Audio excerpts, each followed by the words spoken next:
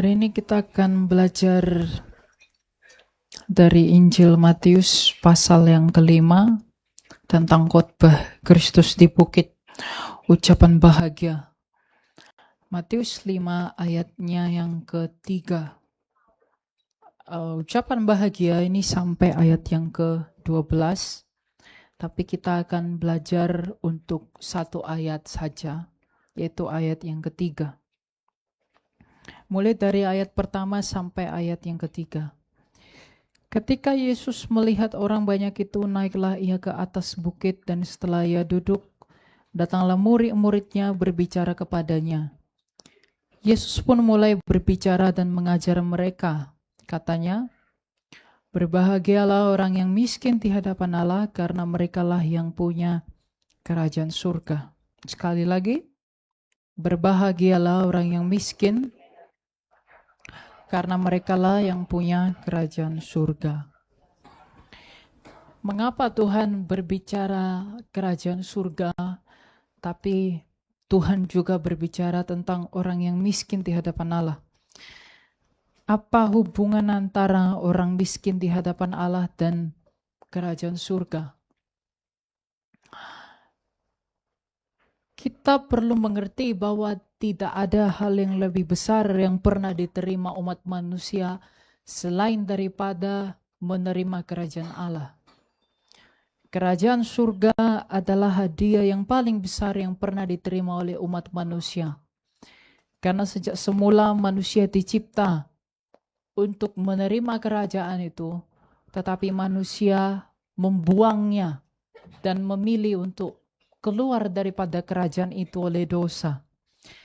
Tetapi kembalinya kerajaan Allah yang dibawa oleh Kristus itu adalah suatu hal yang paling berharga untuk umat manusia.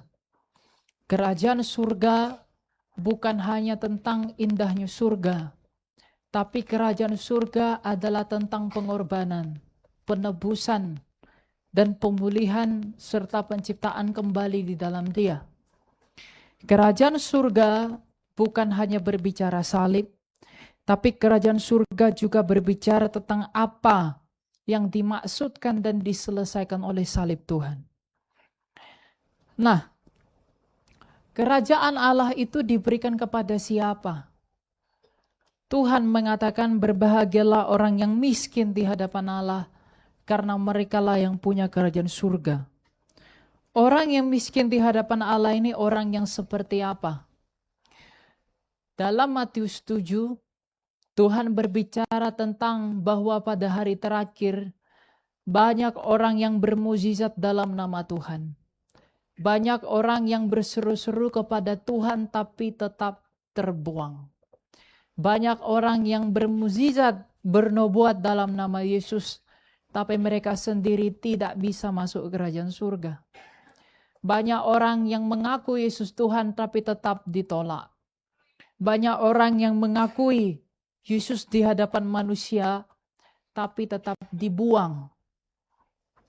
Tetapi Tuhan Yesus mengatakan berbahagialah orang yang miskin. Maka orang miskin di hadapan Allah bukan hanya sekedar mengaku Yesus adalah Tuhan dan mengikuti seluruh sakramen gerejawi, tapi menjadi miskin di hadapan Allah, yang kepada orang-orang demikianlah kerajaan Allah diberikan. Itu adalah orang yang miskin secara rohani. Pada hari terakhir ketika Tuhan datang, ia tak melihat betapa banyak yang manusia miliki. Maka orang kaya sama sekali tak punya penghiburan. Orang yang punya banyak uang, kamu gak punya tempat untuk merasa terhibur. Orang yang kuat, orang yang sehat, kamu tidak punya tempat merasa terhibur. Karena tidak seorang pun bisa membanggakan dirinya di hadapan kematian. Karena orang memiliki apapun, menggenggam apapun, mengetahui apapun, semuanya akan melalui satu pintu, yaitu kematian. Tetapi Tuhan mengatakan berbahagialah orang miskin. Orang miskin di hadapan Allah ini orang yang seperti apa? Orang miskin di hadapan Allah yang paling penting adalah dari semua adalah orang yang tahu diri. Orang miskin di hadapan Allah pasti orang yang tahu diri, melihat dirinya sendiri dan melihat Allah. Orang miskin di hadapan Allah secara sederhana, yang paling utama adalah tentang kerendahan hati. Orang miskin di hadapan Allah yang kepadanya kerajaan Allah diberikan, pasti adalah orang yang rendah hati. Orang yang rendah hati itu adalah orang yang tahu diri, orang yang melihat dirinya sendiri di hadapan Allah. Orang yang rendah hati tidak akan pernah menuntut apapun. Tapi orang yang rendah hati akan datang kepada Tuhan dengan mengatakan, Tuhan, Engkau tahu banyak dosaku, Engkau tahu banyak pelanggaranku, bahkan aku tak layak menerima yang baik. Orang miskin di hadapan Allah adalah seperti pemungut cukai itu. Pemungut cukai itu menepuk dadanya dan berkata, ya Tuhan, kasihanilah aku orang berdosa ini.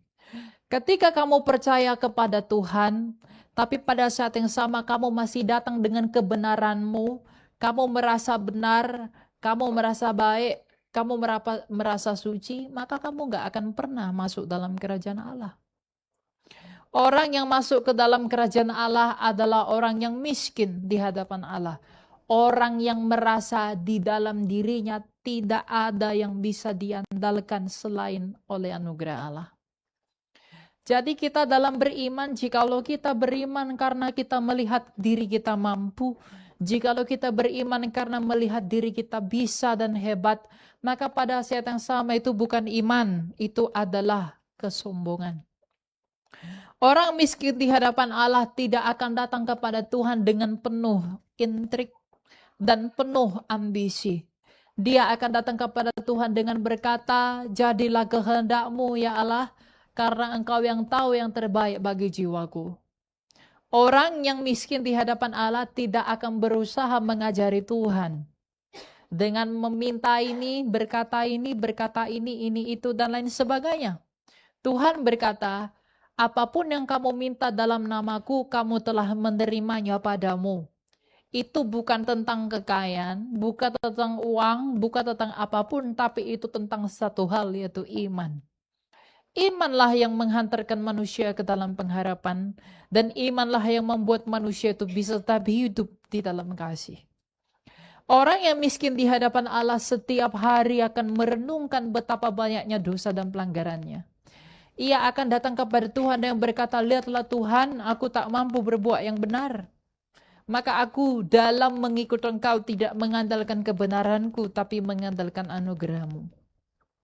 Orang yang miskin di hadapan Allah ini pun akan menangis. Di hadapan Allah akan memiliki air mata oleh karena merenungkan banyaknya dosanya. Air mata bisa keluar dari dua maksud. Ada air mata yang mengasihani diri, tapi ada juga air mata yang benar-benar tulus kepada Tuhan.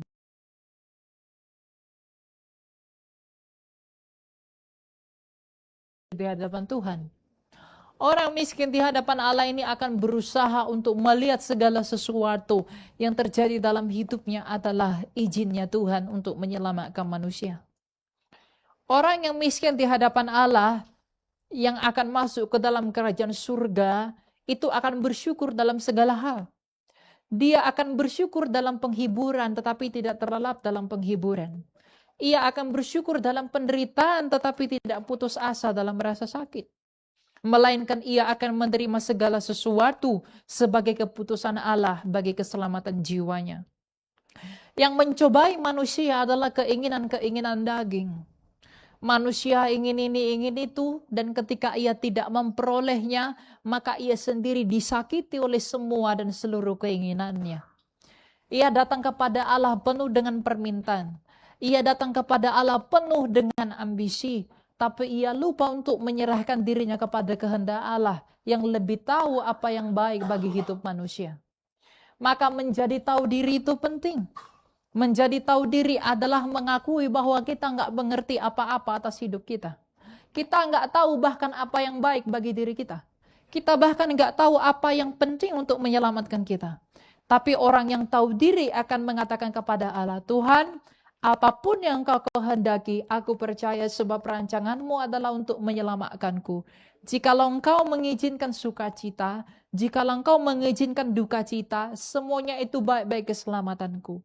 Kalau hari ini aku nggak mengerti, maka tambahkanlah imanku agar suatu hari nanti aku bisa mengerti.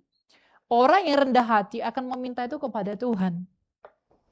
Orang yang rendah hati, orang yang miskin di hadapan Allah akan memiliki hati yang demikian di hadapan Tuhan.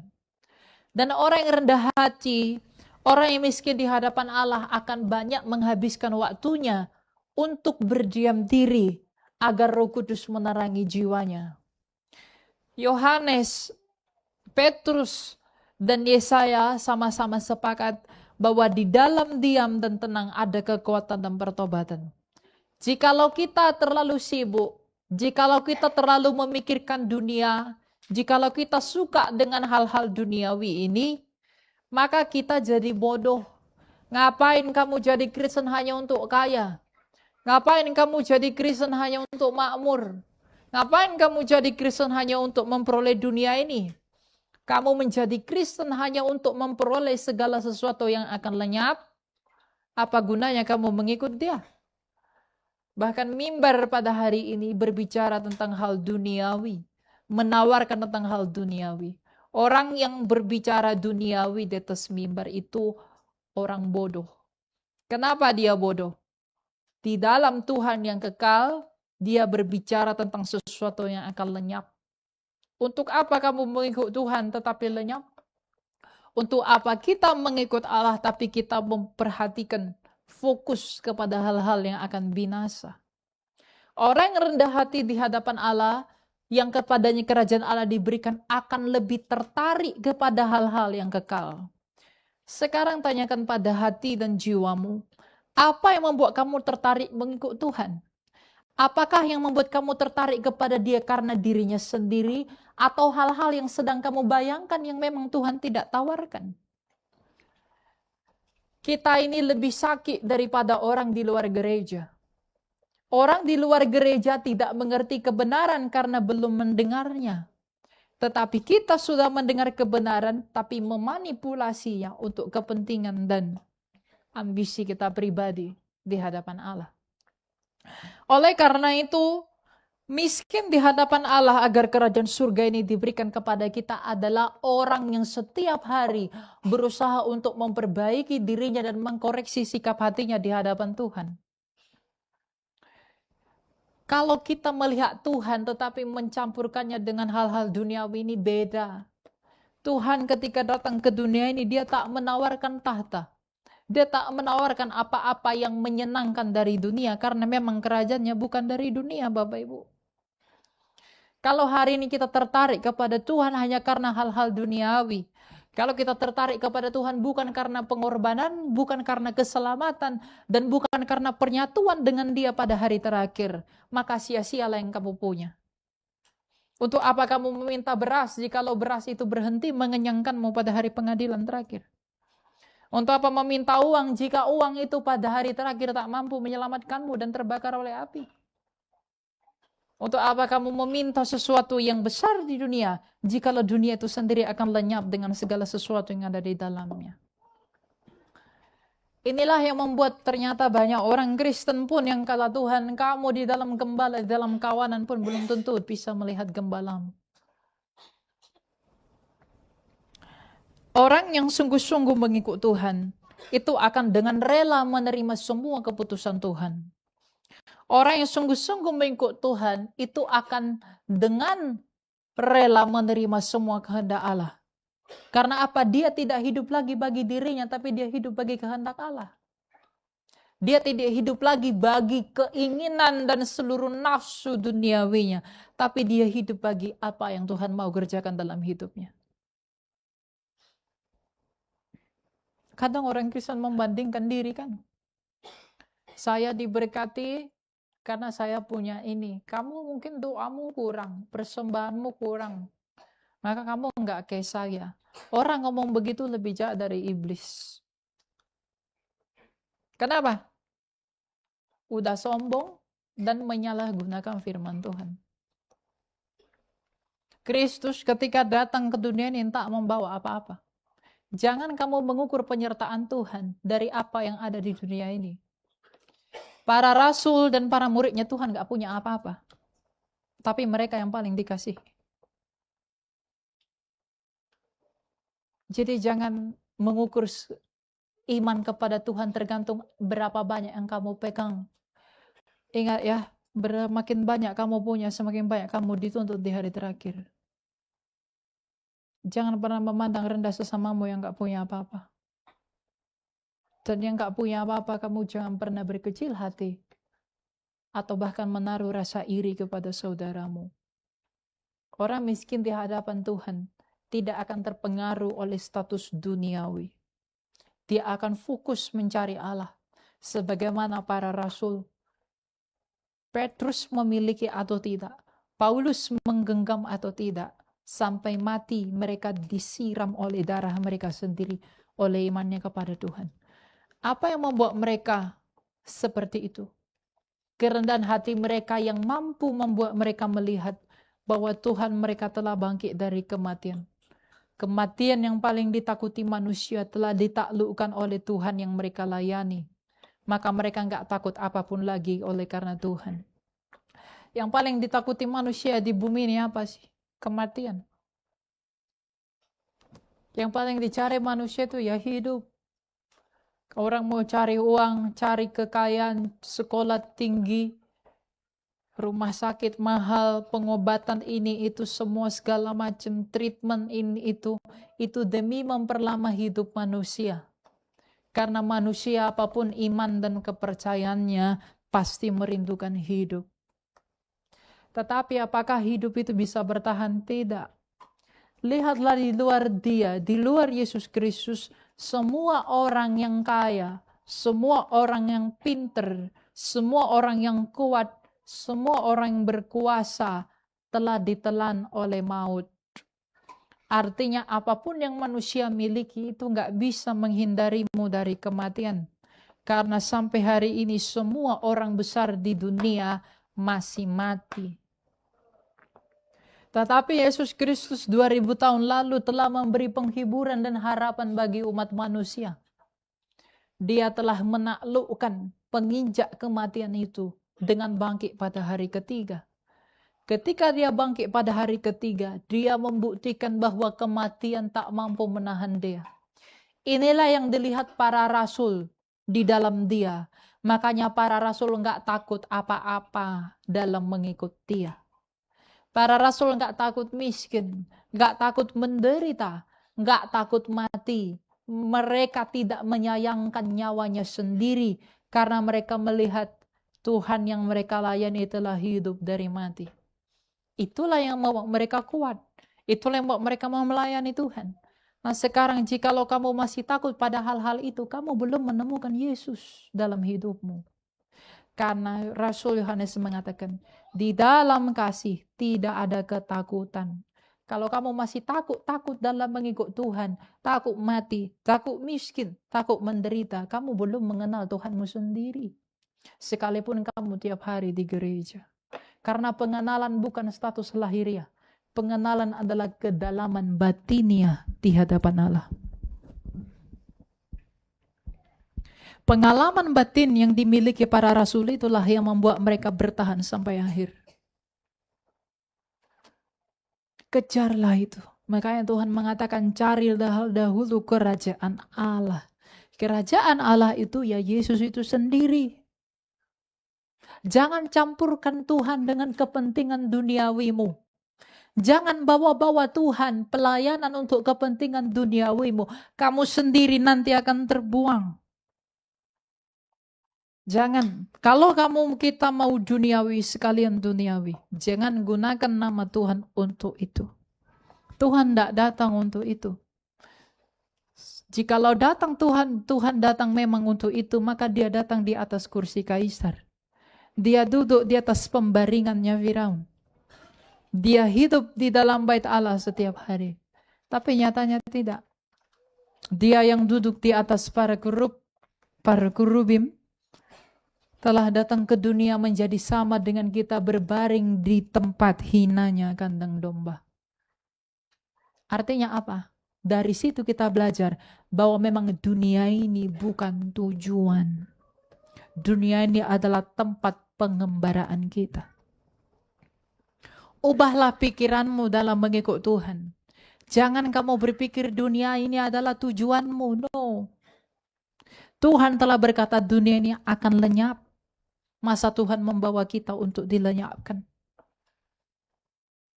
Bapak Sinoda mengatakan dunia ini terlalu miskin untuk membuat aku bahagia. Kalau kamu merasa kamu bahagia karena hal duniawi ini, kamu nggak menemukan Allah. Apa yang dapat menghibur orang kaya ketika masa tuanya? Nggak ada. Apa yang bisa menguatkan orang sakit ketika dia nggak berdaya atas apapun? Nggak ada. Kalau dia nggak kenal Tuhan. Makanya Tuhan berkata begitu adil. Hanya orang miskin di hadapan Allah yang rendah hati, hanya kepada mereka lah kerajaan Allah itu diberikan. Ingat, jumlahnya sedikit, tidak banyak.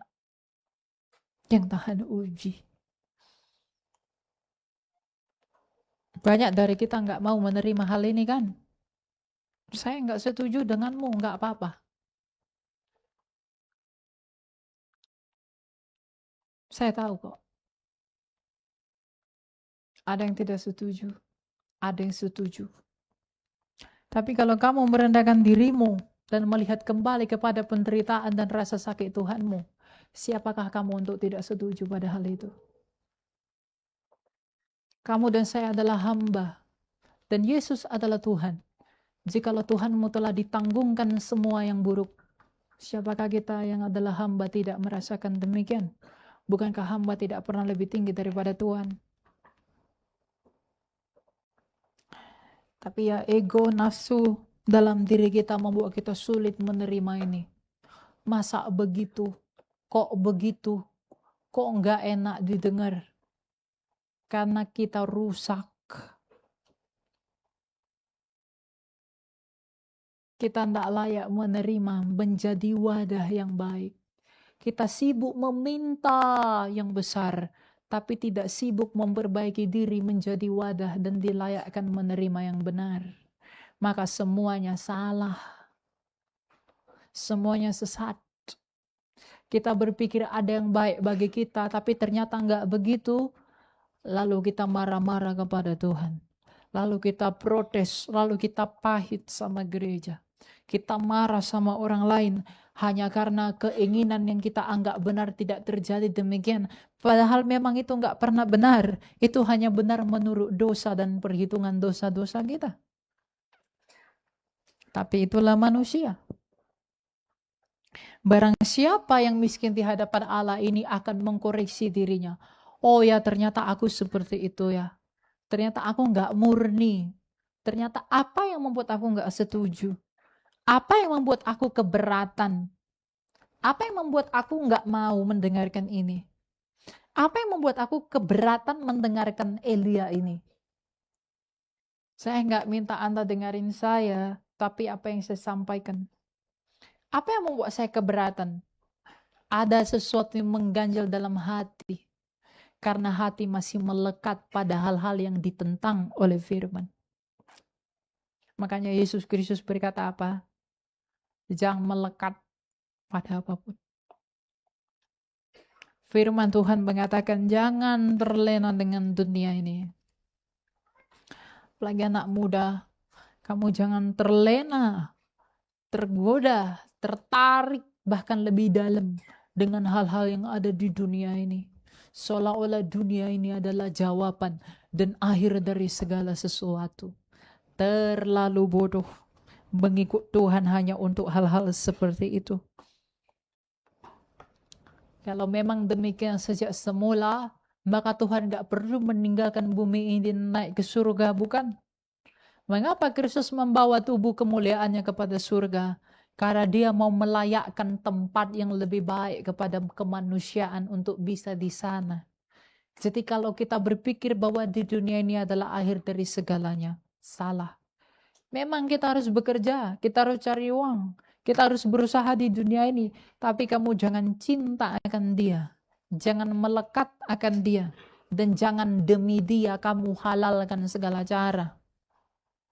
Hanya untuk perkara-perkara dunia ini. Orang yang rendah hati akan menerima penderitaan dengan rela. Karena penderitaan itu akan membawa dia lebih dekat kepada Tuhan. Semua penderitaan manusia itu bukan Tuhan tidak pernah menjadi penyebab penderitaan. Ulah kita lah yang membuat kita menderita. Dosa kita lah yang membuat kita menderita. Tetapi, jikalau Tuhan izinkan kita menderita oleh karena dosa kita, Dia pun masih bisa melakukan yang baik dari semua itu untuk memurnikan iman manusia terhadap Dia. Untuk membawa manusia lebih dekat kepada Dia. Memurnikannya dan membuatnya semakin murni dan diselamatkan seperti dari dalam api. Jadi jikalau kita ingin mengikut Tuhan, murnikan dulu imanmu. Iman yang tidak murni itu nggak akan diterima.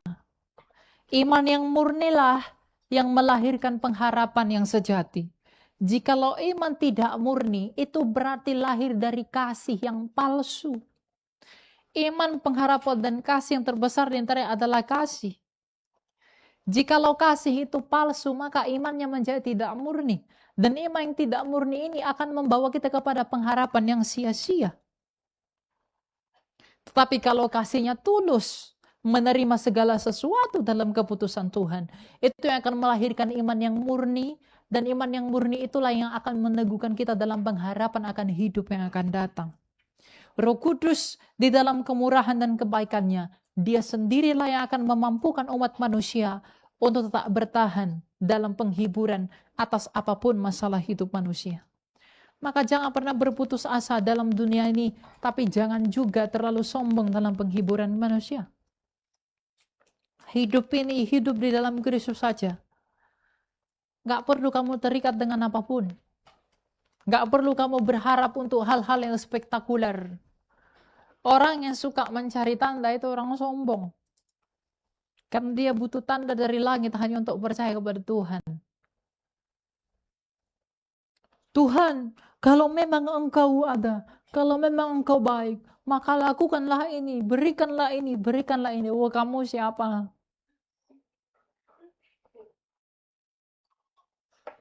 Aku kan udah melayanimu Tuhan. Kan aku layak Tuhan mendapatkan ini, aku layak mendapatkan ini. Kamu melayani Tuhan itu saja anugerah. Ngapain kamu menuntut sesuatu dari yang bukan milikmu? Banyak orang berpikir, aku kan anak, dia kan bapak. Dia pasti berikan apa yang ku mau, kekanak-kanakan kamu itu. Salah enggak berarti aku meminta kepada Tuhan? Enggak salah kamu minta kepada Tuhan. Minta saja kepada Tuhan, kata Tuhan. Tapi ingat, Kristus telah mengajari kita berdoa. Jadilah kehendakmu. Karena apa yang kita minta, kita nggak tahu yang kita minta itu lahir dari kebaikan atau lahir dari dosa. Kita nggak mengerti itu.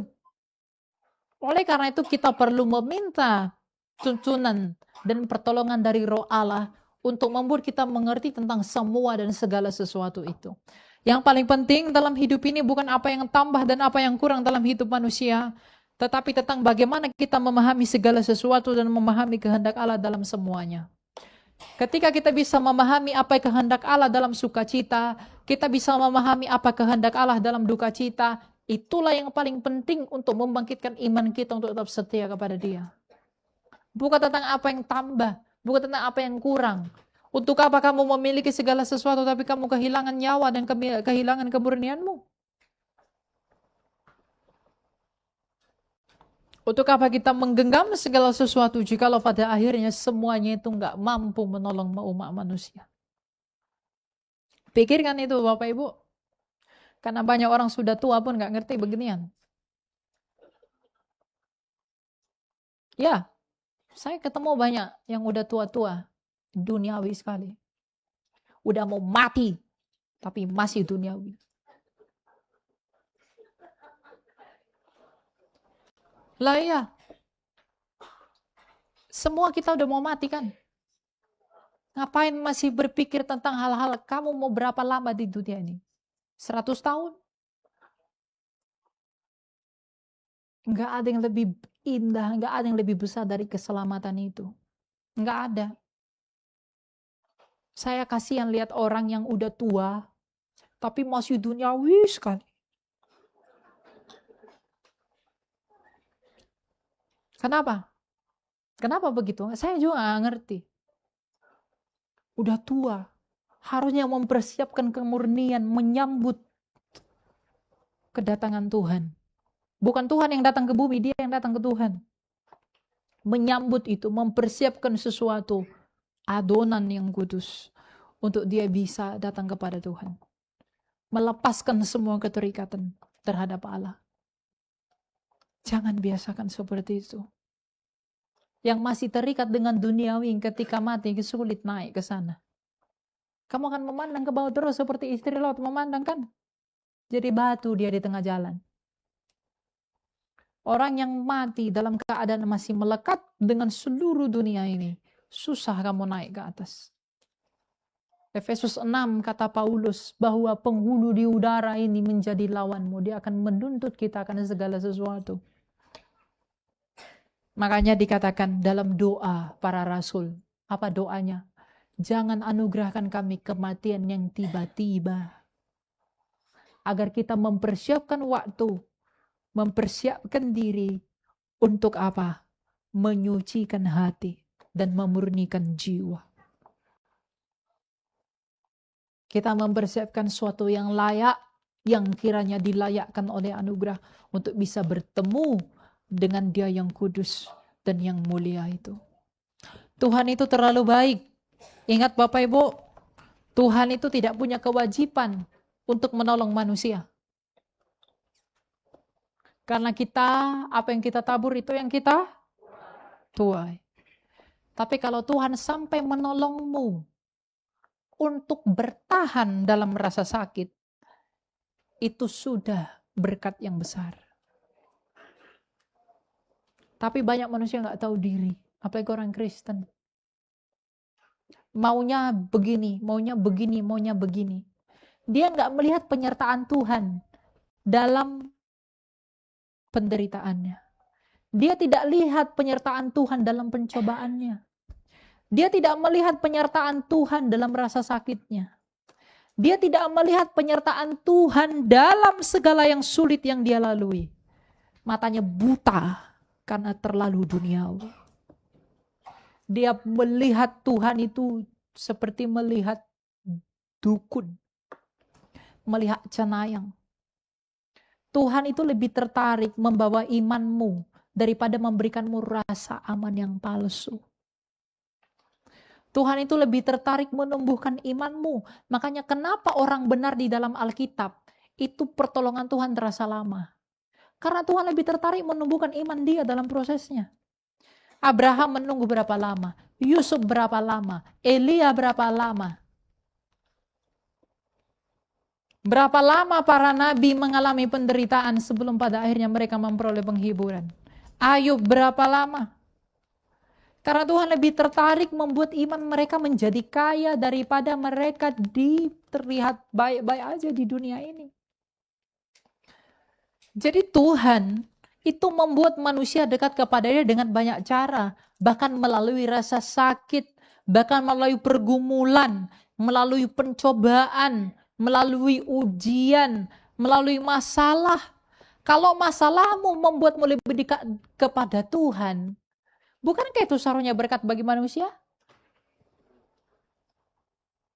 Kalau penghiburan membuatmu jauh dari Tuhan, tetapi masalah hidup membuatmu lebih dekat kepada Tuhan. Tapi orang lebih suka apa? Lebih suka penghiburan daripada itu. Karena prioritasnya memang bukan Tuhan. Yang lain-lain. Dia ngelihat Tuhan tuh yang enak-enak aja gitu. Dia lupa akan Tuhan yang Tuhannya alami itu seperti apa. Yang Tuhannya lalui itu bagaimana. Jalan-jalanlah yang Tuhan kerjakan itu bagaimana. Jangan tafsirkan Allah menurut keinginan-keinginan yang duniawi. Tapi lihatlah Allah pada dirinya sendiri. Dia Tuhan yang baik itu. Tuhan yang rendah hati itu. Telah menjadi manusia. Membawa kemanusiaan menjadi teladan. Ketika dihina, dia diam. Ketika dicaci, dia diam. Ketika disakiti, dia mengampuni. Ketika mengalami pencobaan, dia bertahan. Ketika mengalami penyalipan, dia tidak menuntut bapaknya, tapi mengatakan, jadilah kehendakmu. Ketika mengalami yang sulit, dia tidak marah kepada bapaknya. Ketika mengalami semua yang sukar, dia tidak menyalahkan siapapun. Tapi dia berkata, ya Bapa, jadilah kehendakmu. Itulah teladan bagi manusia yang mau bersatu dengan dia. Jadi jikalau manusia mau bersatu dengan dia, harus melatih diri untuk memiliki hati seperti dia. Bukan malah mencak-mencak, bukan malah penuh dengan kemunafikan dan kepalsuan. Menggunakan nama Tuhan untuk kepentingan-kepentingan pribadi. Terlalu jahat. Orang yang menggunakan nama Tuhan untuk kepentingan pribadi. Bahkan dalam pelayanan. Pelayanan hari ini banyak rusak. Kenapa rusak? Dia membawa-bawa Tuhan untuk sesuatu yang di depan orang dikata Tuhan baik. Tapi di dalam hati, berapa banyak ya yang sudah kekumpul? Apa yang bisa ku dapat? Apa yang bisa ditawarkan kepadaku? Ingat, kalaupun kamu kaya dari situ, tapi ketika pengadilan tiba, itu nggak bisa tolong kamu. Motivasimu melayani apa? Jangan bangga dipakai Tuhan. Yang dipakai Tuhan belum tentu selamat. Musa, ketika sikap hatinya salah, dia pukul batu berapa kali, tetap terjadi mukjizat kan? Betul enggak? Tapi dia tidak diizinkan masuk tanah Kanaan.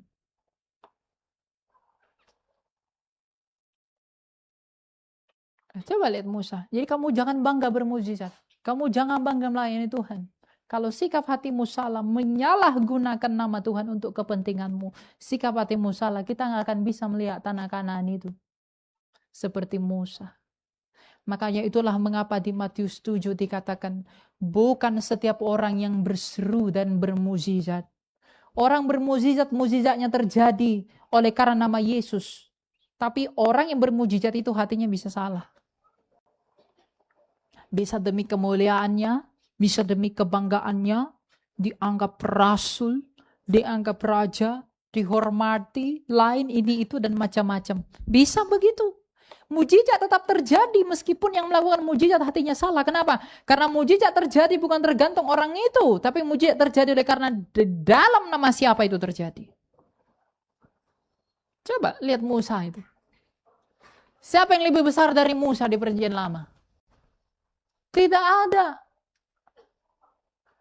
Dia membuka jalan dan memimpin jalan kepada tanah Kanaan, tapi dia sendiri nggak masuk ke sana. Mujizat tetap terjadi dari batu. Air tetap keluar dari batu itu. Tapi dia sendiri nggak boleh masuk tanah Kanaan karena dia mempermainkan kekudusan Allah. Karena hatinya penuh dengan gerutu dan hal yang Tuhan tidak perkenankan. Hati-hati. Melayani Tuhan harus diperkenan juga. Makanya melayanilah dengan kerendahan hati. Jangan melayani karena kita merasa mampu. Jangan melayani karena kita merasa bisa. No. Tapi melayanilah dengan berkata, Tuhan, Engkau tahu ketidakmurnianku. Engkau tahu dosaku. Engkau tahu kehinaanku. Tidak ada yang tersembunyi bagimu. Tapi jikalau Engkau mengizinkan aku melayani, biarlah ini menjadi penghiburan dan kekuatanku. Ampunkan segala dosa dan pelanggaranku. Itu yang paling penting. Makanya Tuhan bilang apa? Bukan kurban yang ku kehendaki, tapi belas kasihan. Kasihan akan diri sendiri dan kasihan akan Tuhan. Jadi pulang dari tempat ini, latihlah dirimu untuk berdiam diri, Bapak Ibu dan anak muda. Latih dirimu untuk tutup di dalam kamarmu. Bertualah sendirian. Katakan, Tuhan, koreksi aku. Tuhan, banyak yang salah dalam hatiku. Banyak yang salah dalam diriku. Kamu gak usah perlu banyak ngomong. Nanti Roh Kudus itu akan menerangi kamu apa yang gak benar dalam dirimu. Semakin terus melatih itu dalam keheningan, semakin kamu mengerti siapa dirimu. Makanya orang gak mungkin mengenal Tuhan kalau ia gak mengenal dirinya sendiri. Tanpa pengenalan akan diri sendiri, gak mungkin orang mengenal Tuhan. Kalau orang gak merasa sakit, dia gak mungkin datang kepada dokter. Kalau kamu gak merasa dirimu berdosa, kamu gak mungkin datang kepada Tuhan dengan benar, yang mengampuni dosa itu. Kalau kita gak merasa diri kita sakit jiwa, sakit rohani di hadapan Allah, kita gak mungkin datang kepada tabib yang menyembuhkan itu. Orang sakit mintanya yang aneh-aneh. Orang sakit minta sembuh dulu. Bukan patah kaki panjang, kepala sakit sembuh, bukan. Tubuh ini gak terlalu penting. Yang paling penting itu jiwa, roh. Karena apa? Yang membuat tubuh ini rusak adalah kerusakan jiwa. Kebinasaan roh lah yang membuat tubuh juga ikut binasa.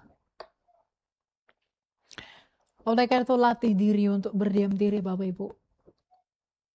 Katakan kepada Tuhan, Tuhan, jikalau aku mengikut Engkau karena mencintai hal-hal duniawi, maka Tuhan wahyukan dirimu kepadaku agar aku percaya bahwa Engkau saja cukup. Ingat ya, Agustinus pernah mengatakan, jikalau Tuhan, jikalau Bapa telah memberikan anaknya bagi dunia yang paling berharga itu demi keselamatan umat manusia,